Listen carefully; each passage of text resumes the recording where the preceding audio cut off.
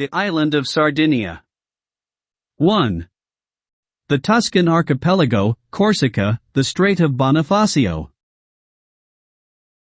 On October 21, 1879, after having lunched hastily at the restaurant del Giappone in Livorno, I boarded the steamer Italia, belonging to the Rubattino Company, bound for Corsica and Sardinia.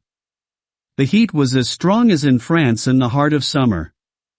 A bright light illuminated the radiant sea, the white houses of Leghorn, the jagged forms of the Pisan Hills, as well as the distant peaks of the Carrara Mountains, looming on the horizon. Hundreds of peasants from Lucca were crowded on the deck of the ship, on their way to Corsica to harvest chestnuts. Armed with huge satchels and giant umbrellas, these dirty, ragged men, with their caustic and gloomy eyes, looked more like brigands than honest workers. Some of them were playing the mora with loud outbursts of voices and frantic gestures. From the stern rose the sounds of stringed instruments, shreds of songs, stamping to make the ship tremble. 3 graded musicians played the popular Italian tunes. To the sound of violins and harp, young men, and girls, danced with shouts of joy and loud laughter. The other passengers, ranged in a circle, clapped their hands in time by way of accompaniment. The young women, dressed in brightly colored attire embellished with tassels and cords, their heads bare, their hair disheveled, descending to their foreheads, hung languidly from the arms of their riders. Pleasure flashed in their eyes. The steamer had skidded. The bow cut through the water and traced a wake that stretched far behind us. To the right, to the left, the sea stretched out immense and blue, like the sky. The coast of Italy was in flight. The buildings, the tall houses of Leghorn, the gigantic tower of the Lanterna, which marks the entrance to the port, all these things were insensibly fading away. The numerous islands that make up the Tuscan archipelago rose one by one from the bosom of the waves, like half-submerged titans. They were Gorgona, Cap Raja, with its rounded and peeling summit, with a narrow and submerged port, dominated by a picturesque village, to the east, the island of Elba and its great red cliffs, then the steep promontory of Piombino. Nothing is better designed to intoxicate the soul and delight the eyes than a crossing on a beautiful day. This sea, so limpid and so blue, the play of light and shadow that clothe the islands in 1,000 melted hues, a perfume of wild myrtles, which the breeze detaches from the coast and carries to the deck of the steamer, the boats with lateen sails that fly lightly, skimming the surface of the waters, all these enchantments create a delightful and indelible impression on the soul of the traveler. Long before we have passed Cap Raja we can see Corsica and its bluish mountains, which extend in a straight line in the distance to the south. We get closer and closer, and these confused masses take shape, their contours become clearer. On the steep slopes that leak and hide under the water, the villages are oddly clustered. Shepherds have lit a fire on the ridges, and a white column of smoke spirals into the air. Soon Bastia appears, with its massive houses ranging amphitheatrically to heights crowned with old Genoese forts, on the ruins of which nopals and thorny fig trees grow at will.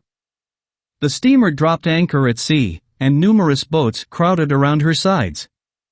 The people of Lucca crowded there and their disembarkation gave rise to comical incidents. The French customs, suspicious, upset their bags and forced them to spread out the contents on the slabs of the quay. We set off again, after a 2-hour stopover, and sailed along the eastern coast of Corsica until evening, a flat, marshy coast, where fever reigned supreme. From time to time, from the middle of the ponds, rises an old tower, cracked and solitary, an observation post built by the Genoese. The whole of this coast, now barren, was one of the granaries of Rome. Powerful colonies flourished there. They were Mariana, Illyria, cities of 40 or 50,000 inhabitants. Then came the barbarians, Goths and Vandals destroyed the cities and drove the inhabitants into the mountains. Nature gradually regained its domain from man. The waters of the torrents, no longer held back by the dikes, spread over the plain and formed vast sheets of stagnant water, the miasma of which reeked of the country. This state of things, aggravated by the long wars which Corsica sustained against Genoa, has subsisted for centuries, and even today the most cultivable part of the island, the richest in humus, is abandoned for 6 months of the year. During the summer, the postcar that serves the long road from Bonifacio to Bastia passes only through deserted villages.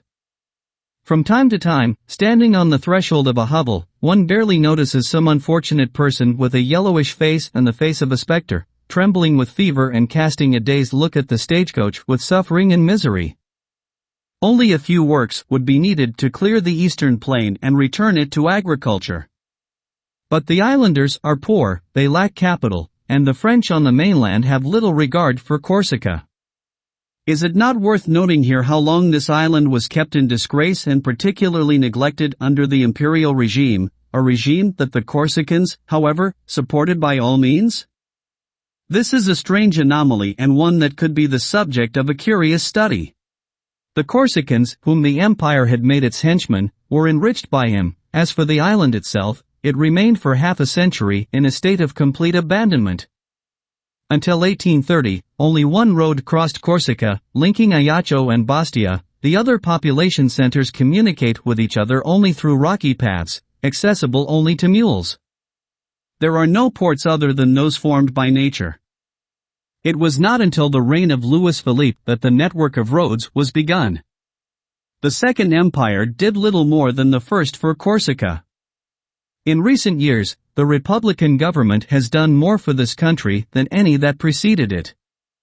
Work is currently underway on the expansion of the port of Bastia. Forest roads were laid out in the center of the island to allow the woods and quarries to be exploited. In his gigantic project for the execution of the third railway network, M. de Freycinet has not forgotten, neither does Corsica, and the inhabitants of Ajaccio have just celebrated the inauguration of works on the Corte-Bastia line with a party. Night had come when the Italia entered the Strait of Bonifacio. Heavy clouds covered and darkened the sky, but suddenly, towards the middle of the strait, as these clouds parted, the whole disk of the moon appeared, and long streaks of white light spread over the sea and over the islands. The crests of the waves grew silvery, capes, rocks, and promontories rose in crowds from the shadows. To our right we could see Bonifacio, perched on high rocks under which the wave, by incessant work, had dug deep caverns. Closer to home, the pitfalls of Lavezzi, of sinister memory. It was here in 1854 that the frigate Semilante was lost in a frightful storm. 1,000 men, sailors, and soldiers were swallowed up during that night, but not even one of them survived to report the details of the terrible catastrophe. To the left was the rugged coast of Caprera, Garibaldi's abode, and then, in the background, the mountains of Gallura, the name given to the northern region of Sardinia, a harsh, desolate region, bristling with bare mountains with storm-ravaged sides, and so wild that its aspect awakens the thought of lunar landscapes. 3 lighthouses illuminate these dangerous waters: Bonifacio, La Maddalena, and Cape della Testa. Their intermittent fires shone by turns. If one of them had slipped away, another, veiled for a moment, would immediately reappear, calling attention to him. Higher up, among the clouds, shone the fires of heaven, innumerable lanterns thrown like luminous dust into the unfathomable infinity.